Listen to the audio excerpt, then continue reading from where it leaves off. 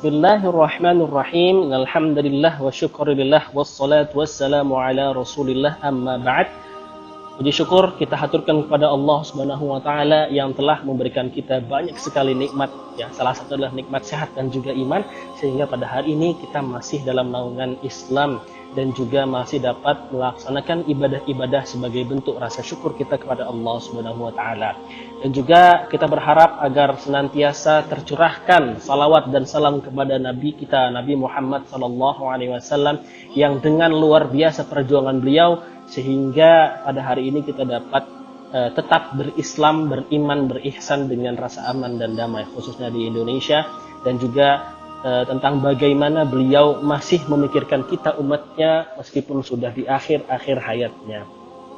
Oke, para pendengar sekalian, insya Allah pada kesempatan kali ini kita akan melanjutkan tafsir dan juga tadabbur kita yang insya Allah akan masuk kepada surat Al-Kautsar. Ya, surat ini adalah surat Makkiyah, namun ada yang mengatakan juga surat Madaniyah yang ayatnya hanya terdiri dari 3. A'udzubillahi minasyaitonirrajim. Bismillahirrahmanirrahim. Inna a'tainakal kautsar fashalli lirabbika wanhar inna syani'aka huwal abtar.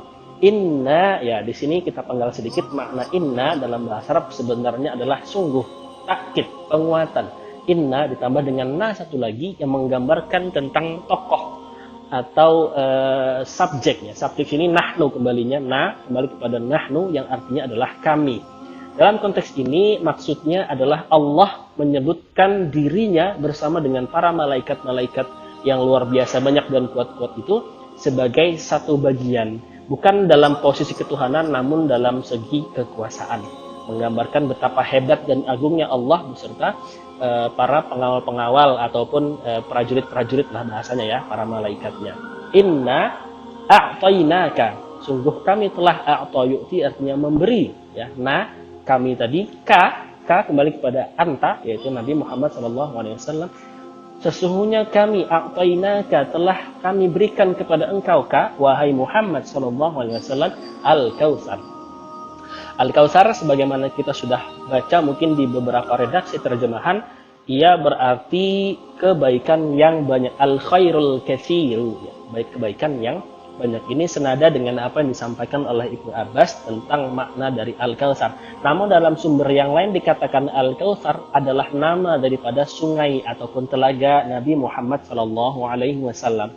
Nah, beberapa sifatnya kita akan mungkin gambarkan sedikit tentang bagaimana Al-Kautsar itu berdasarkan hadis-hadis dan riwayat-riwayat yang tercantum dalam tafsir Al-Quran Al-Azim Ibnu Katsir.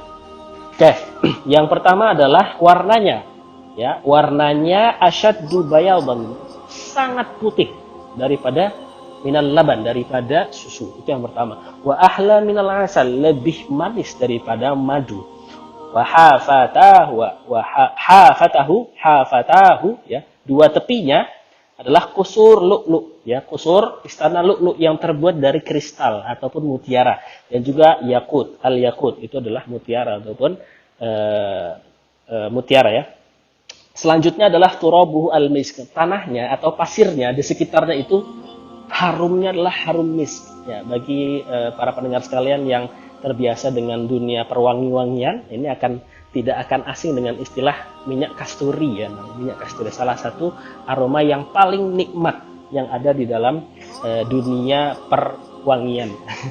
Oke, selanjutnya dia mengatakan juga bahwa hafatahu adalah tepi-tepinya adalah zahab wal fiddah, emas dan juga perak.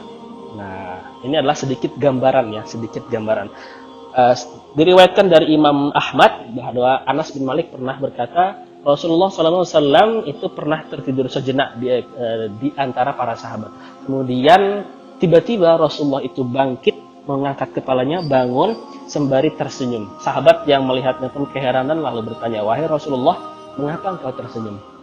Kemudian Rasulullah SAW menjawab, ya, barusan saja turun sebuah surat. Ya, Allah baru saja mewahyukan sebuah surat, yaitu surat Al-Kautsar dari ayat 1 sampai dengan ayat 3. Kemudian Rasulullah membacakan surat tersebut. Kemudian Rasulullah bertanya, wahai para sahabatku, tahukah kalian apa itu Al-Kautsar? Maka para sahabat pun menjawab, Allah dan Rasulnya lebih mengetahui. Kemudian Rasulullah menjawab, itu adalah sebuah sungai atau sebuah telaga yang diberikan oleh Allah kepadaku di surga. Ada banyak sekali kebaikan di dalamnya, ya, dan umatku nanti akan mengunjunginya ketika hari kiamat. Namun ada satu konteks hadis dalam kisah ini yang perlu kita tadabbur lebih dalam. Dikatakan bahwa fayukhtalijul abdu minhum, maka ada segolongan dari umatku, umat Nabi Muhammad SAW, yang terhalang untuk mendekat, bahkan apalagi meminum daripada telaga tersebut. Fa'aqul, kata Rasulullah, maka aku berkata, Rabbi innahu min ummati, sesungguhnya wahai Tuhanku, dia yang dilarang masuk itu, dilarang mendekat kepada Al-Kautsar itu adalah bagian daripada umatku. Maka Allah pun menjawab, fayaqulu ta'ala innaka la tadri, sesungguhnya engkau tidaklah tahu, ma ahdasa ba'dak, apa yang terjadi setelah sepeninggalanmu. Maksudnya adalah umat yang dilakukan oleh umat Islam, umat Nabi Muhammad SAW setelah peninggalan Nabi Muhammad SAW. Oke, selanjutnya kita akan masuk kepada ayat yang kedua. Fasalli li rabbika wanhar.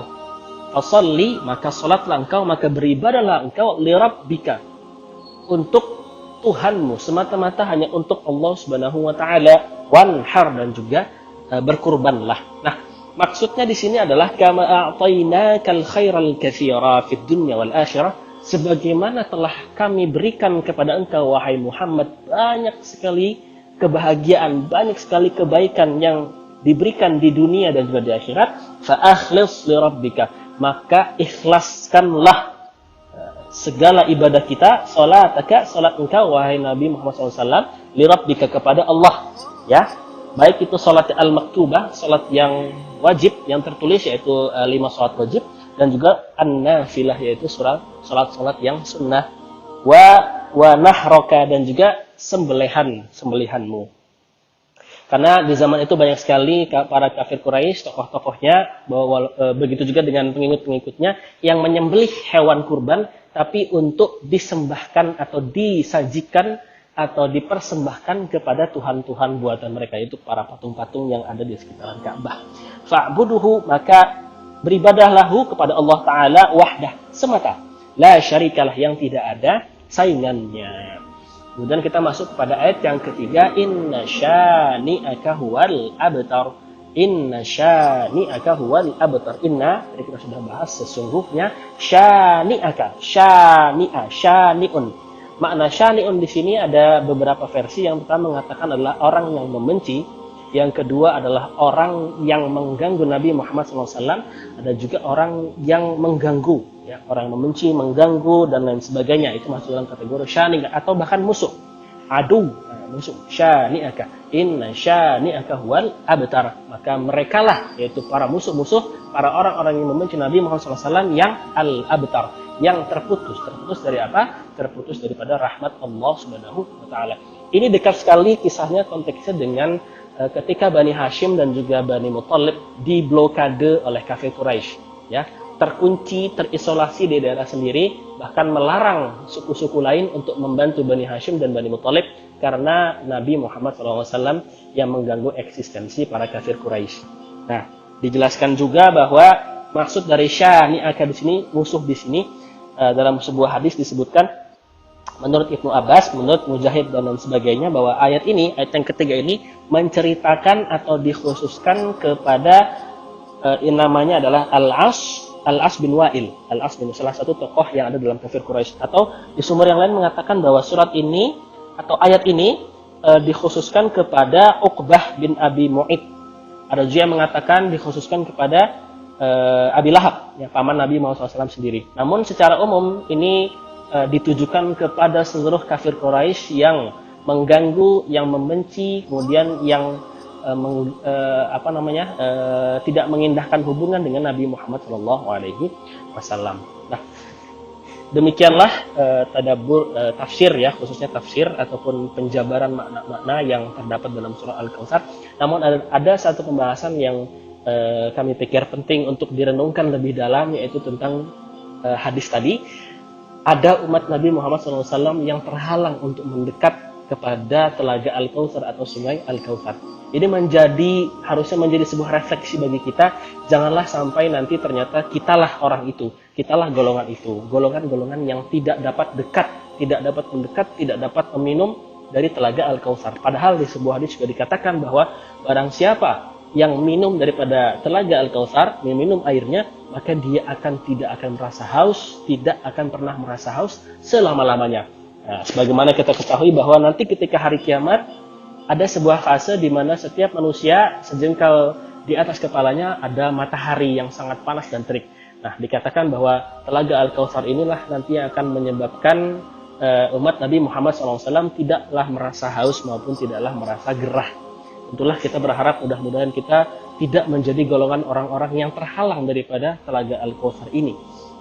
Sebab bagaimanapun inilah salah satu yang kita harapkan nanti di hari kiamat selain syafaat yang diberikan oleh nanti Nabi Muhammad SAW. Maka melalui ikhtiar agar kita dapat meneguk air yang ada di dalam telaga Al-Kautsar, hendaklah kita kembali kepada beberapa literatur fikih yang menjelaskan bahwa ibadah yang diterima oleh Allah yang pertama adalah diniatkan kepada Allah semata. Yang kedua adalah mengikuti Nabi Muhammad SAW. Dengan demikian mudah-mudahan kita terjaga dalam naungan umat Nabi Muhammad SAW dan tidak terhalang daripada telaga Al-Kautsar sehingga kita menjadi golongan-golongan yang rugi nantinya. Baik, mungkin itu saja yang dapat disampaikan. Mudah-mudahan kita dapat mengambil pelajaran dan juga tetap istiqomah dalam mengikuti dan mengamalkan apa-apa yang sudah dilakukan oleh Rasulullah SAW, baik dari perkataan, baik dari perbuatan, baik dari istiqrar, diamnya ataupun geraknya dan lain sebagainya. Dan mudah-mudahan kita juga dicatat oleh Allah dan para malaikat sebagai golongan dari Nabi Muhammad SAW. Mungkin ini billahi taufiq wal hidayah. Mohon maaf atas segala kurang dan salah. Assalamualaikum warahmatullahi wabarakatuh.